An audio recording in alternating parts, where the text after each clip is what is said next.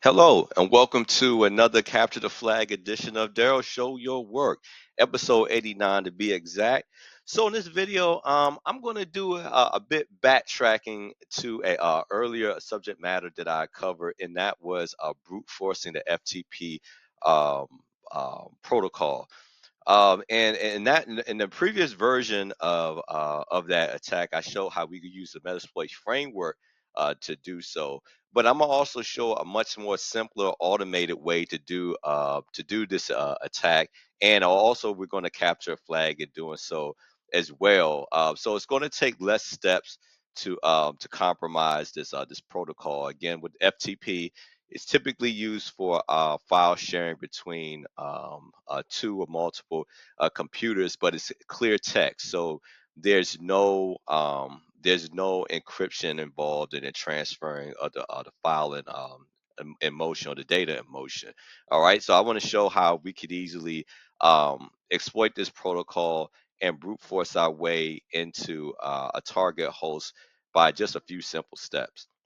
All right, so before I jump into this, I want to preface this video like I always do anytime I'm doing any type of red teaming or offensive security actions by stating that this is for educational, research, and ethical purposes only. Any sort of malicious actions that may take place from someone directly or indirectly watching a video, I do not take responsibility for it, nor do I condone. All right, so to jump into this, we can see that I already have my target host here, which is 192, 243.219.3. And let me increase the font on this a bit so we can all see a bit more clearly.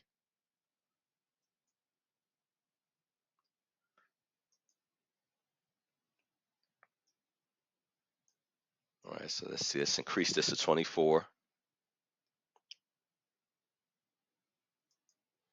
All right, applied that.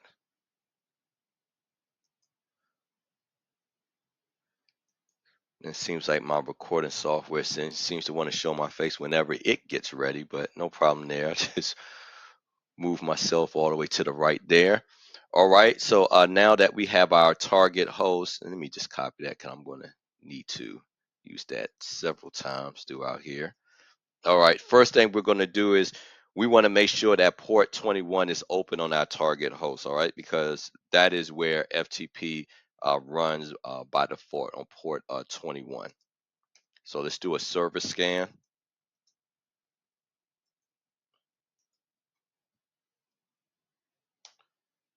All right, so we can see that port 21 is indeed open, and we can see that is the version of FTP that is running is called Pro FTPD 1.3.59.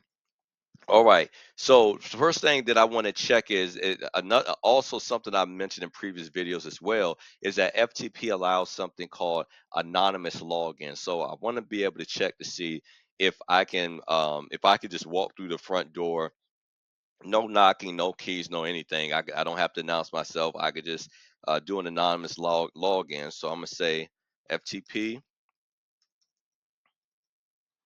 all right, to give it our target host, all right, and then my username is going to be anonymous,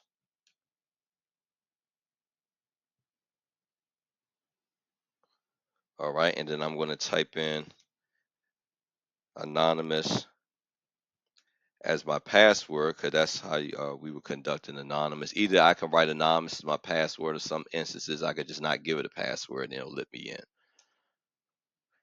So let's see if that works. Nope, it does not work. So apparently they have that disabled, which is good for them as far as protecting that as an having that not available as an attack vector. But honestly, they shouldn't even be using FTP to begin with when there's more secure methods of files transfer such as SFTP, SSH, so on and so on. All right, so let's exit out of FTP for the time being. All right, so in order to attempt to gain entry to the FTP server here, I'm going to just use Hydra to conduct a brute force attack. So to get Hydra started, I'm gonna say Hydra and then dash capital L, and I'm gonna specify the location of the word list that we're gonna use to try to crack the usernames, and it's located in metasploit framework data and word lists. And the word list we're going to use is common underscore users txt. All right, and then I need to tell it what password. I'm sorry, what password file to use when trying to crack the password. So it's going to be in the same directory, of course, except of course it's going to be in a different file name for the password word list that Hydra's going to be using to try to crack the password.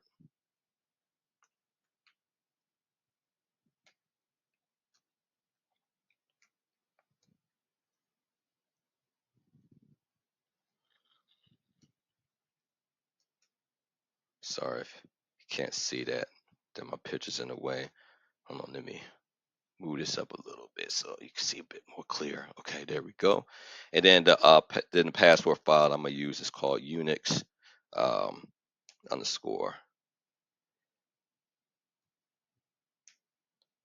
passwords. All right, so let me just check my syntax here, just make sure I didn't goof anything up when typing. Word data word list. Okay, everything looks there, good there. Ah, I did. Ha, caught you. All right, so it looks like data is there twice here. All right.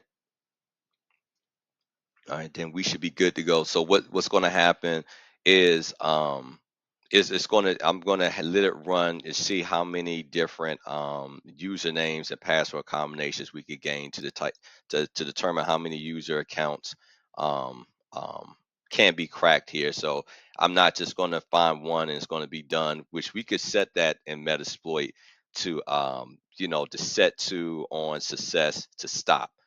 I'm not setting any type of parameter here with that in Hydra. So it's going to take a little while, not too long, but we're going to go through the full gambit of trying to find every possible username and password that Hydra can crack here. So I'm going to say enter, and it didn't like something I said here. What didn't you like?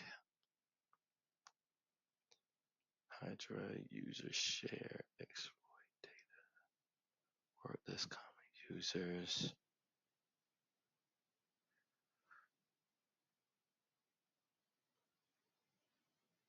Oh, well, duh. I have to tell it where I'm aiming it at. Okay, so let's go back. Sorry about that. That does help to know for Hydra to know where it's where what machine it's aiming at or host address is naming at. So I'm gonna paste that there, and then also and then I gotta give it a port too. So let me first give it say T4 as far as speed, and then all right, so then we want to tell it to aim at FTP. All right, so now it knows what protocol, what address that it's aiming at. My apologies there. All right, so let's run that.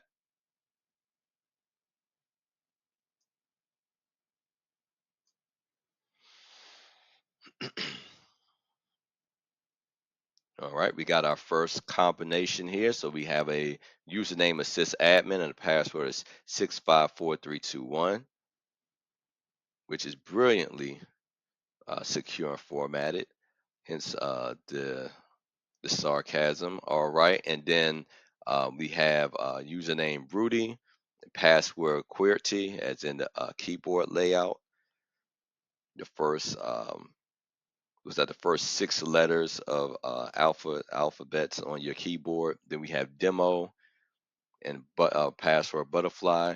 And this is also a good lesson as far as why having a good password policy is essential because I mean that's why a lot of times you see capital letter lowercase letters, numbers, specials, certain special symbols, and then specified minimum length because of things like this, because of how easily, if you have something that is clearly that can, a dictionary word or a rhythmic number combination, it can easily be cracked within a matter of seconds, as we're seeing here.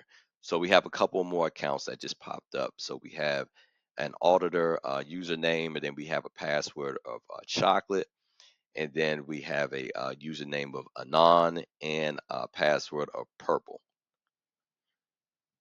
So far we have five username and password combinations that I could gain entry into this system with. All right, and then we have an administrator and user name and a password of Tweety.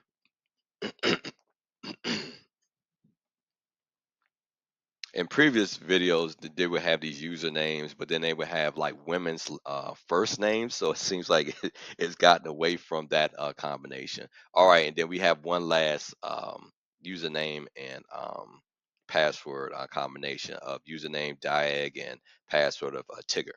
All right, so so what we're going to do next is we're going to use one of these usernames and passwords to gain entry, and I'm actually going to do the least predictable thing, like I do in all my videos, is go for the lowest hanging fruit and aim for the administrator account. This time, let's use the auditor account. All right. So, all right, I'm going to log in again. I'll try to log in again with FTP. All right. Now aiming it at our target host.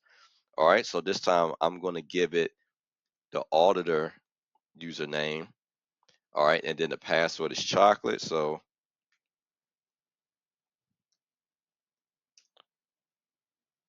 all right. Looks like I'm logged in. All right. So let's let's look for that flag. So I'm gonna say ls. The list what the contents are in my current directory and in this FTP server.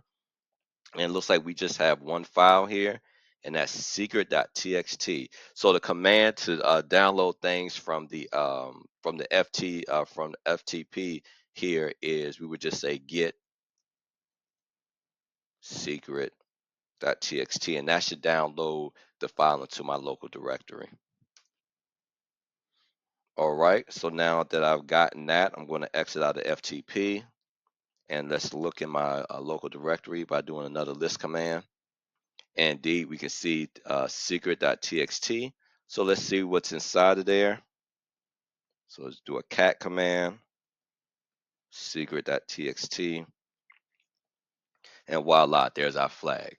All right, so that it's a simple, straightforward video here today. Just wanted to show an alternate means of how we could compromise and brute force the FTP protocol.